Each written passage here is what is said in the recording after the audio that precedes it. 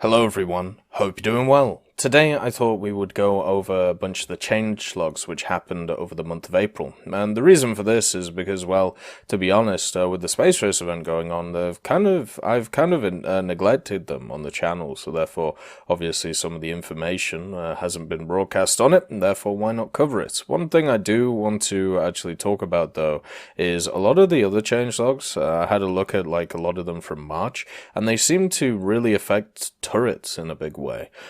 In update 1.97 and then a lot of the changelogs after them, it seemed like there was a ton of corrections to the movement of turrets, and I'm wondering if this is going to be an indication of something we're going to see further on. Maybe we see like first-person turrets more? I'm not entirely sure what is going on with it, but it just seems like there's a lot of changes going on with them, and I'm wondering if, I don't know, they're trying to set something up. Anyway, let's talk about the change logs from today and also from the 1st of April.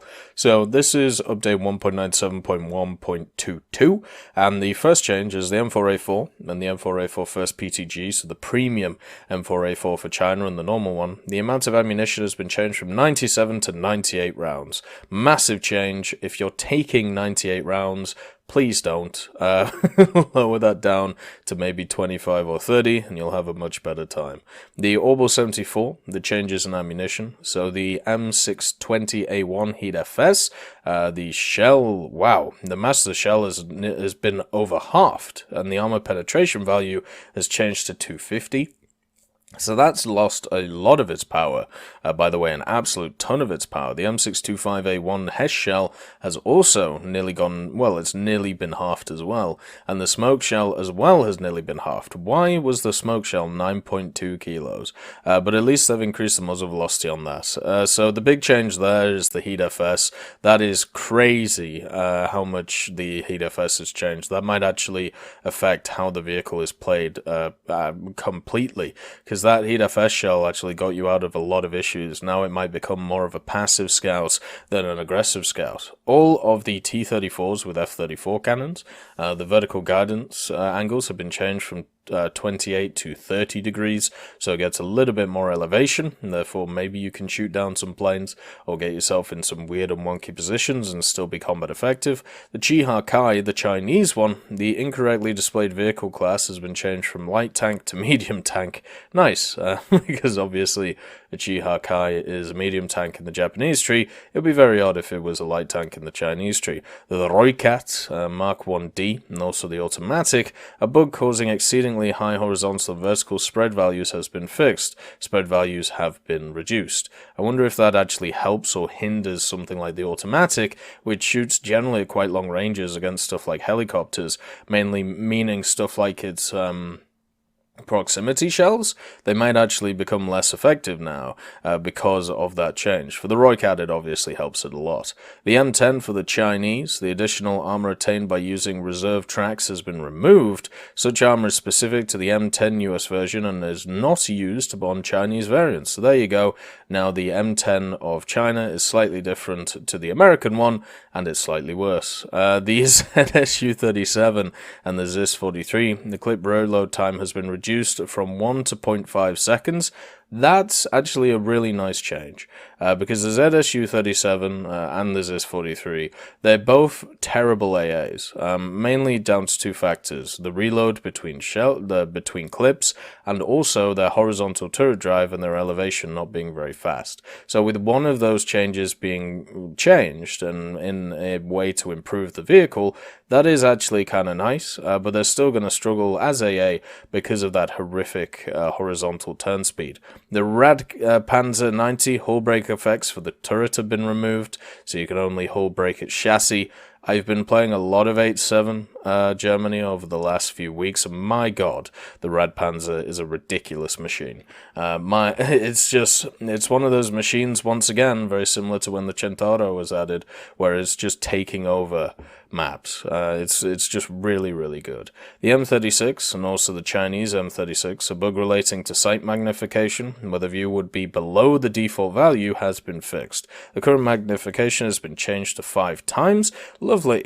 That will actually help both of them. And the M36 in China, the Slugger is one of those vehicles which is in that really weird place with a lot of other of the tank destroyers for China, so to give it actually a little bit of a buff in a way, I'm actually really happy about. So it'll just make getting through that little area a little bit easier. The Merkava Mark 1, the Mark 2B, and also the SDR-V74, the position of the camera in the third-person view has been corrected. Will it be as high as it was before? Because the reason why it was really nice on stuff like the SDR-V74 is because it felt like you had an eagle eye. It felt like you were like through the roof of the machine, being able to see everything. So hopefully it's still the same for those machines. The Lorraine 155 MLE50, a bug causing the 6th crew member not to be taken into account has been affixed. Yeah, Francois, yeah, we don't need you. Oh wait, here he comes, he's back. The QF at 3.7 RAM, the speed of the horizontal has been changed from 8 to 11 degrees per second, and vertical changed from 4 to 6. So that's actually quite a large improvement for the RAM, especially when it comes to its AA roll. But when it comes to its snapshotting roll, which, generally you shouldn't really be in with the RAM. With the RAM, you should be holding corners or holding angles or holding areas. But it still improves it a bit, which is kind of nice for it. The Panzer IV 70, the maximum speed has been reduced from 40 to 35 kilometers per hour. Gun declination angle has been changed from -5 to -7, and horizontal aiming angles increased from 10 to 12 on each side, and a new subcaliber AP round, the PZGR 4042, has been added. So those are all buffs to the Panzer IV 70, apart from the maximum speed. Generally, you're not cantering around at maximum speed with most vehicles, so cantering around at like 35 kilometers per hour compared to 40, I would take it, especially with, the increase in gun depression, the increase in horizontal, aiming angles. This is all really nice for the Panzer IV 70V, which is a really, really fun little vehicle to use against stuff such as, the Shermans and the Jumbos and stuff, because it has that little bit of extra armor which makes it hard to deal with. The KPZ-70 and the MBT-70, the fire rate has been changed from 6 to 10 shots per minute, only for the KPZ. The number of carried ATGMs has been changed to 6 missiles. So they've changed the amount of ATGMs for both, but the KPZ is down to a 6-second reload, and the MBT-70 stays at a 10-second reload. So the KPZ-70 is just flat out better now than the MBT-70, and the difference between a 6-second reload and a 10-second reload, especially at that tier, is very large. It can cause a massive difference between if you kill something or if you don't kill something, like if you mock up your one shot, being able to have that follow-up round. So that's a big change, in my opinion, to the KPZ. The STR-V M41S2 and also the M5A1 for China, the following modifications have been added: improved optics and airstrike. Oh, finally, they've given the Stuart scouting for the damn Chinese one, which they should have done from the start, but you know what, it's here now, so we're happy. The SCR-V M41S2, the terrible vehicle that it is, thank God they've now giving it a role on the battlefield so it doesn't have to go up against other medium tanks which just kind of laugh at it. So that's nice, The fact that they're adding scouting mechanics to both of them is good. The CV90-105, a bug that prevented smoke grenades from being reloaded has been corrected, fair enough. The CV90-105, after playing with it and against it, I can say is like the perfect premium vehicle at top tier. It has access to thermals, it has access to a good lol pen gun basically, has access to speed, has access to scouting, has access to artillery, has access to, good reload. It has basically everything you would want, and I think it is just so annoying to deal with. But I understand why a lot of people buy it, because as I said, it's your perfect package. The Centauro, or the Centauro, and the Centauro Ramor, the recoil impulse and vehicle rocking after the shot has been reduced, so therefore it won't rockabye baby anymore, or rockabye baby less, I should say. The Brennus, the ERA elements durability versus the chemical rounds have been increased from 200 to 250 to 380 to 400 millimeters. Good stuff. So the Brennus's armor should now work against all Heat FSs instead of just some of them, which was the case before. That is a really lovely change, and hopefully, it actually happens, because one of the most annoying things when you're using a machine like a Magak or using a machine like the Brennus is when you get hit by Heat FS and it just goes through your ERA like butter, and it's just like, why do I have this? It just turns out it's an extra paperweight, but now with the Brennus, now it should be incredibly effective. The Leopard 2A4, the 2A5, the STRV 121, which is just a Leopard 2A4, and the 122, which is a Leopard 2A4E, which is improved. The gun sight magnification has been specified from 8 to 12 to 4 to 12, so it should actually be kind of easy. You have a larger range of view when you're not zoomed in, so therefore you should be able to see more, which will be a little bit of a buff to it, but not a massive difference. But it does make a little bit of a difference. The Challenger Mark II and the Challenger Mark III, the resistance of the hull and turret from heat shells has been clarified. It has been increased. For the hull 580, for the tower 700, and the resistance of the hull from kinetic shells up to 300 millimeters has been clarified. It's been increased again. The resistance of the tower from kinetic shells up to 435 millimeters has been clarified. So overall, they have made the Challenger Mark II and the Mark III way more chunky when it comes to it. And basically, one of the problems with top tier that I've talked about a lot is the stock grind of a lot of vehicles, and how APF SDS is not something that is readily available for a lot of vehicles, even though it's meta. And now the Challenger Mark II and Mark III have just got a lot better against those stock shells of Heat FS, so that's going to be annoying to deal with if you're not fully spaded up. The STRV M39, the position of the driver camera has been corrected. Fair enough, I didn't know what was wrong with it in the first place. The Panzer 35T, the external model of the suspension elements, has been fixed. The LVKV90C, the external model, has been fixed. Have they fixed the Delat Torn, by the way? I hope there's a changelog for the Delat Torn. If you didn't know, the Delat Torn's ammunition in the chassis is connected to the turret and its position. So therefore you can actually push out the ammunition out of the side of your vehicle, and it can get hit by stuff like artillery and also be machine gunned down, which sucks. The Tunguska, the operation of the controllable suspension, has been fixed. Oh, lovely. So you can, go down the street in your crib area and be able to bounce up and down for all of your homies. The engine sounds for following tanks and SPGs have been fixed. So basically the Stormer, the Ferdinand, the VK4501P, the Panzer Befehlswagen 6P, the Panzer IV C, E, and F, the Dicker Max, Ostwind, Ostwind 2, and also Wirbelwind and Kugelblitz have all been given a little bit of different engine sounds. So that's kind of cool. And then we actually have kind of interesting things here where they've broken up some of the changes, showing that there was a lot of stuff to this changelog. The aircraft and helicopter model, damage model characteristic, and weaponry changes. The JU-188A2 wrong crew member positions have been corrected. If you haven't played the J-188, by the way, or the JU-188, the new German bomber in update 1.97, I do recommend it. It's actually a pretty cool vehicle. It's very fun. And it's obviously not as good as the Grief.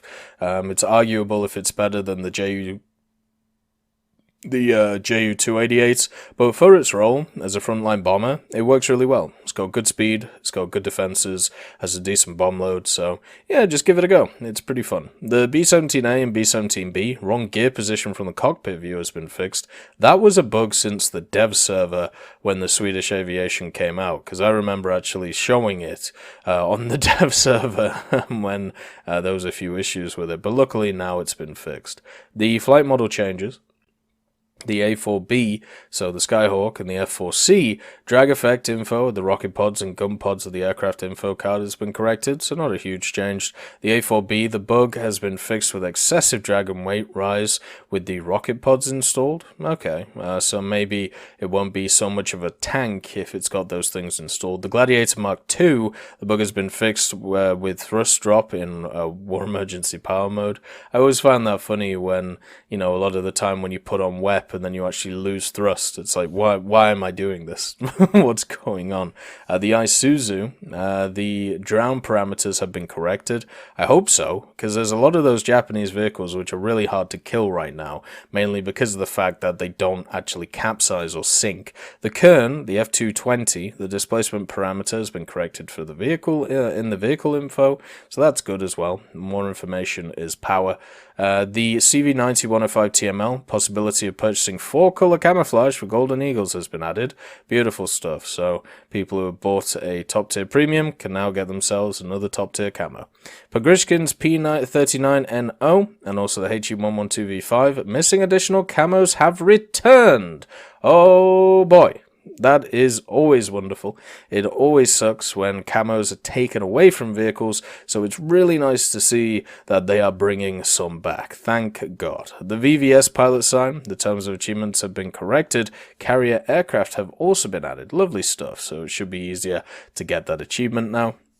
And for the sound, new layer for pistons has been added for all tank engines. Wow, okay. So that's why they had like a beefier sound to them more recently. Tank engine sounds have been adjusted by volume levels for all components, thank God, because they were crazy loud before. There are still some which are crazy loud, like if you've heard any gas turbine, it blows your ears off, but it is how it is. Sound balance of allied enemy tank engines has been slightly adjusted. New sound components have also been corrected for tank gas turbine engines, and explosions and tank shot sounds have been slightly adjusted to increase the variability. Lovely stuff. Ship gun sounds for allies' enemies have been updated to optimize the distinctivity, and this should improve the game performance. I think overall, when it comes to sounds of the game, they do sound really nice right now. I still think there's a little bit of an issue with the variants of different guns, which are over 100mm caliber, such as, deciphering between a 105 or 122 and a 152 is kind of hard to do right now, but everything else is pretty good. The only issue is machines like the A2D, the turboprops are incredibly loud, same with the Wyvern and stuff, so I would just tone them down a little bit so they don't blow my ears off. The EAC has also been enabled for naval battles, good stuff, so hopefully that means that we'll catch more cheaters in those modes to make sure that the game is as cheater-free as possible. The next update was update 1.97.1.30, and then Xbox for 1.97.1.29, which is kind of interesting. Normally, consoles stay on the same updates as everybody else, but I'm guessing this one was slightly different.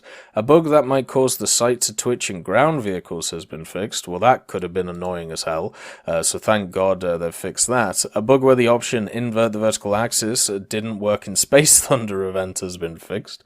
Nice. A bug with the maximum... actually kind of enjoyed the Space Thunder event, if I'm honest with you. I think what soured me to the experience was having to grind 300 minutes in it to get all of the camos, but the thing is, since you were only able to get like 2 vehicles before buying anything, if I'd only played like 150 minutes in the mode, I think it would have been, I would have had a pleasant experience. It was just because I was playing the same thing for like, 9 hours, that kind of soured the experience. A bug with the maximum distance in cockpit view has been fixed. Well, that's good. The F4 Phantom 2, all modifications, a bug causing the incorrect display of the suspended cannon container mass has been fixed. Lovely.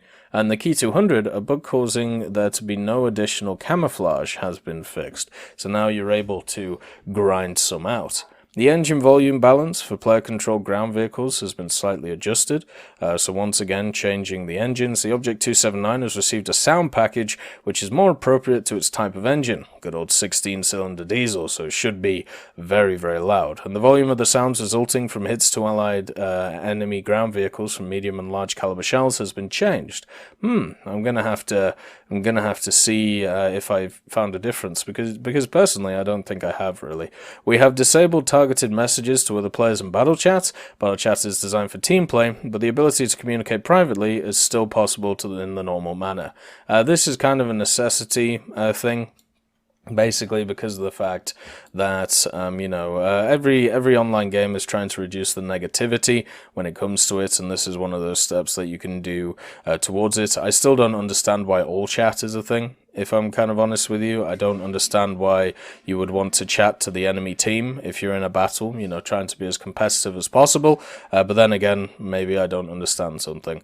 I think most of my communications have been positive when it comes to the game. Generally, people just saying hi, or, you know, people just saying, you know, how's it going? So I would say my gaming experience is enhanced through the chat, not, you know, being overall negative or anything. But if they want to take steps towards trying to reduce that for certain players, I wouldn't be against it. Obviously, it is just how it is sometimes when it comes to that stuff. So update 1.97.1.40 came around, and they did implement all of the BR changes that we've talked about in the past. They've also done the additional helicopters from recent major events have been added to ground battles in AB mode. So therefore, that would mean that now you have all the big old boys in top tier arcade for aircraft, so have a fun time with that. Helicopter pads have also been removed in ground battles in AB mode, as their AAA might attack players that have joined aircraft events, which is hilarious.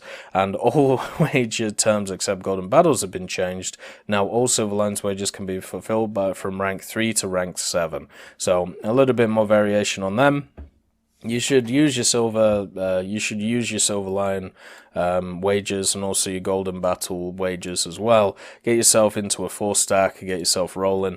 Always a good idea. Update 1.97.1.41 came on the 13th of April, and they fixed a few bugs. The M15A1 CGMC, so the AA vehicle for the Americans, a bug where the wheels dropped below ground level at high speed has been fixed.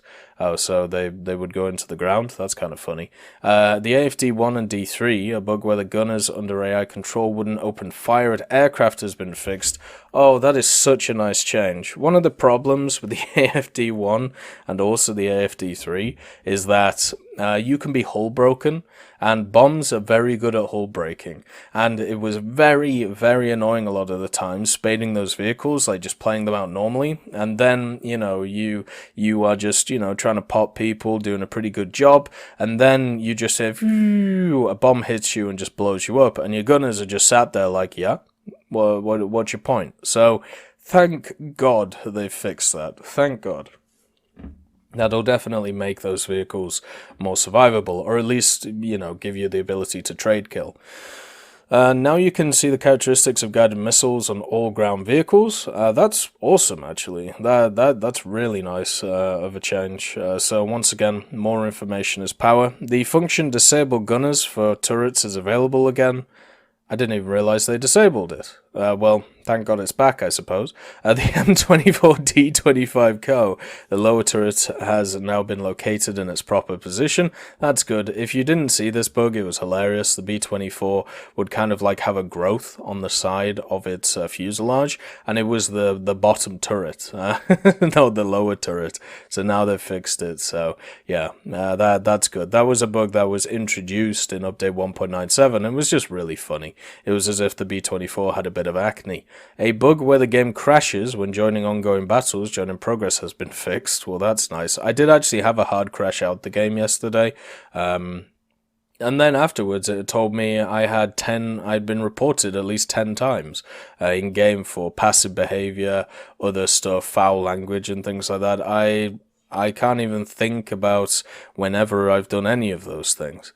But yeah, I suppose it is how it is. The decals installed in the 3rd and 4th slots are now displayed correctly on the OpenGL render, which is lovely as well. There was also another server update on the 14th, which improved a lot of stuff when it came to, once again, top tier machines. There was a partial storing of respawn points after battle has been disabled for enduring confrontation, aviation battles, and RB and SB modes. This could actually mean that you could get in better vehicles at the start of the battle instead of everybody being on the same, on the same level. So I'm happy about this. They also improved the elevation capacity without the rotor blades. Improvement has been improved. So that basically means they now climb easier with a full payload in stock condition. This is for the AH-1F, the 1G, 1S, and 1Z, the Lynx AH Mark 1, the UH-1B, the 1C, 1CX M30, and the 1D, and the A129. So one of the biggest issues I remember a lot of people talking about, especially with the AH-1Z, was the fact that you weren't able to climb with its full payload. So now, hopefully that is fixed. A bug has been fixed with some aircraft losing their wings during emergency landing.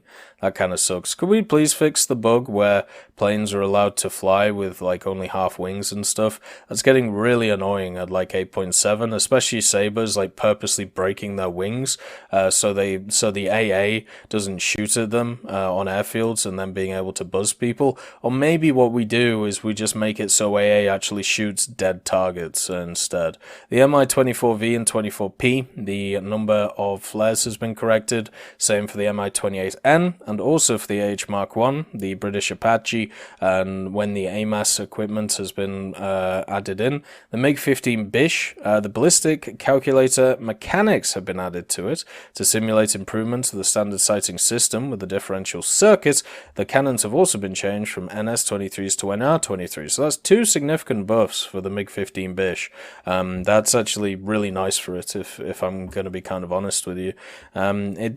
It didn't probably really need it, but the Bish is one of those vehicles, kind of like the Reaper for the British, which is kind of in two modes right now, and now giving it the ballistics computer will make it a lot better at ground attack. The Tiger UHT, the EC665, container pod cap drop visuals have been fixed from the AIM-92 pod cap to anti-tank missile pod cap, lovely.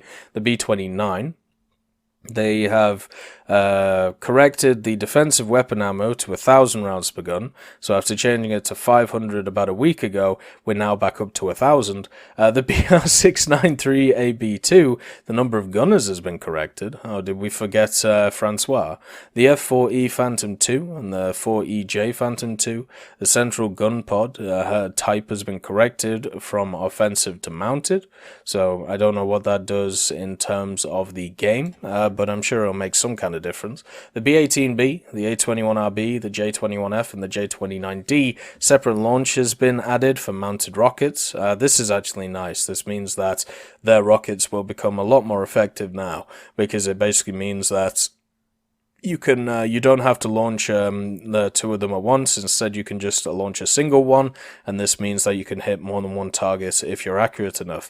The SO-4050 Votor 2B, the wrong defensive armament in the crew menu has been corrected. The Votor has a defensive armament?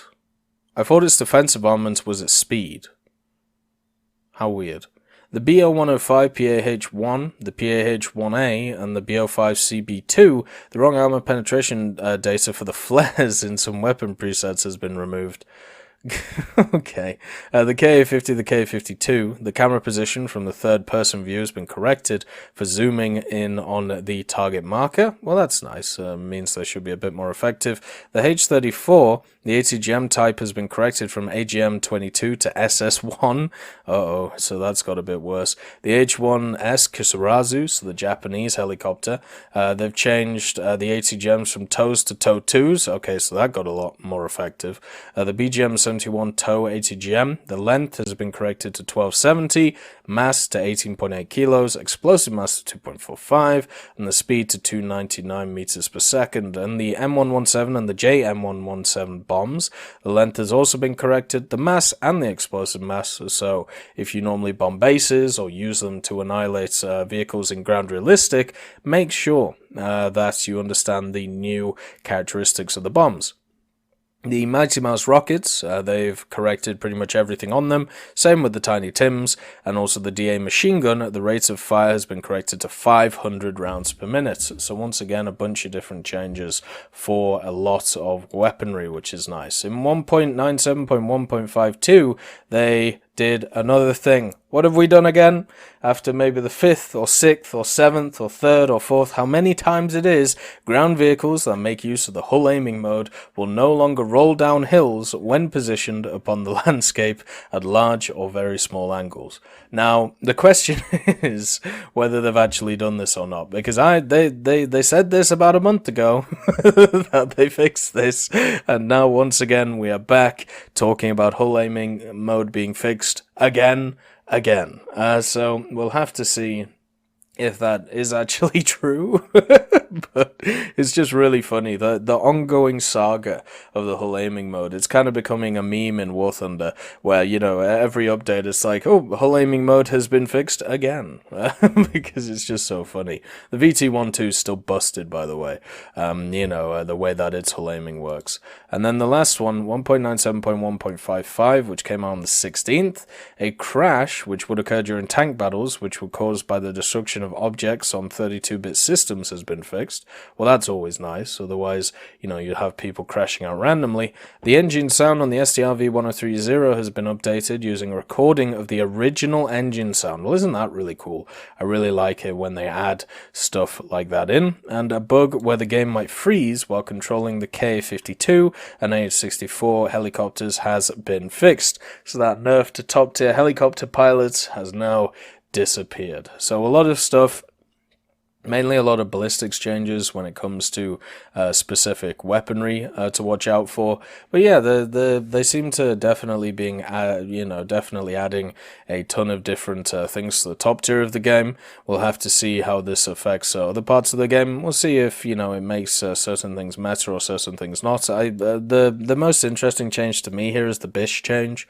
I want to see how that affects everything. And also, you know, obviously the changes to the weaponry, because what that does is it means that certain machines are going to be much more effective compared to before. But anyway, I hope you have enjoyed this video. Have a wonderful day. I'll see you next time. I just want to thank Ambrosius McClellan, B. Young, Blackie, Chris Giltnane, Daniel Stanton, Jay Wilt, John Ryman, Martinez, Super Cacti, Trigger Hippie, Eugens Terry, and also Elove Goat and Samuel Slick for supporting the channel.